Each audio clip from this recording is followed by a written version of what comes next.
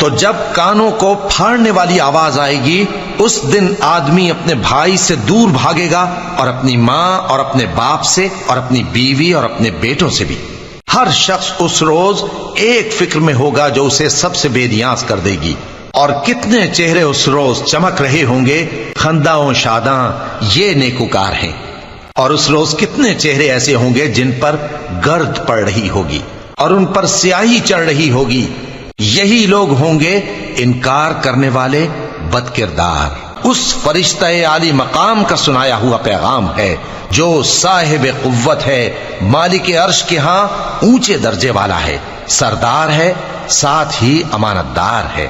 اور مکے والو، تمہارے رفیق یعنی ہمارے پیغمبر صلی اللہ علیہ وآلہ وسلم دیوانے نہیں ہیں، اور بے شک انہوں نے اس فرشتے کو آسمان کے کھلے کنارے پر دیکھا ہے، اور وہ غیب کی باتوں کے ظاہر کرنے میں بخیل نہیں، اور یہ کسی شیطان مردود کا کلام نہیں ہے۔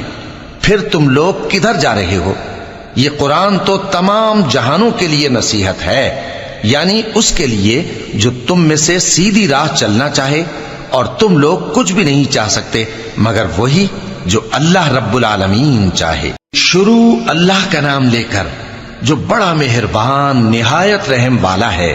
جب آسمان پھٹ جائے گا اور جب تارے جھڑ پڑیں گے اور جب سمندر ابل پڑیں گے اور جب قبریں اکھیڑ دی جائیں گی، تب ہر شخص معلوم کر لے گا کہ اس نے آگے کیا بھیجا تھا اور پیچھے کیا چھوڑا۔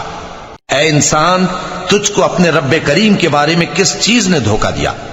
وہی تو ہے جس نے تجھے بنایا، پھر تیرے اعضاء کو درست کیا اور تیری قامت کو معتدل رکھا، جس صورت میں چاہا تجھے جوڑ دیا، مگر افسوس تم لوگ جزا کو جھٹلاتے ہو، حالانکہ تم پر نگہبان مقرر ہیں یعنی معزز کاتبین، جو کچھ تم کرتے ہو وہ اسے جانتے ہیں۔ بے شک نیکوکار نعمتوں کی بہشت میں ہوں گے اور بدکردار دوزخ میں یعنی جزا کے دن اس میں داخل ہوں گے، اور اس سے چھپ نہیں سکیں گے۔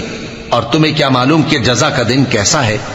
پھر تمہیں کیا معلوم کہ جزا کا دن کیسا ہے؟